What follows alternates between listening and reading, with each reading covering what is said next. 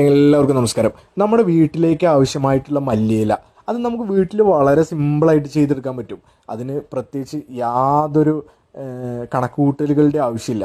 മണ്ണ്, ചകിരി കമ്പോസ്റ്റ്, ചാണകപ്പൊടി, അല്പം വേപ്പിൻ പിണ്ണാക്ക് കിട്ടുകയാണെങ്കിൽ അത്, എല്ലുപൊടി കിട്ടുകയാണെങ്കിൽ അത്, ഇതെല്ലാം കൂടെ നന്നായിട്ട് ഇങ്ങനെ മിക്സ് ചെയ്തിട്ട് ചട്ടിയിലോ ഗ്രോ ബാഗിലോ പഴയ ചാക്കിലോ എന്തെങ്കിലും ഒരു പാത്രത്തിലോ ഒക്കെ ഒന്നൊരു മുക്കാൽ ഭാഗം ഫില്ല് ചെയ്യുക. എന്നിട്ട് ഈ വിത്തുകൾ ഇങ്ങനെ മേളിൽ ഇങ്ങനെ വെതറി വെതറി വെതറി കൊടുക്കുക. എന്നിട്ട് വെള്ളം സ്പ്രേ ചെയ്ത് കൊടുക്കുക. അത് ഒരു സമയമല്ല, 3-4 പ്രാവശ്യം വെള്ളം സ്പ്രേ ചെയ്ത് കൊടുക്കുക. തണലത്ത് വെച്ചാൽ മതി, വെയിൽ തട്ടണ്ട, മഴയും തട്ടണ്ട. ഒരു 6-ാമത്തെ ദിവസമൊക്കെ ആകുമ്പോൾ ഒരു 80% മുളച്ച് കാണും.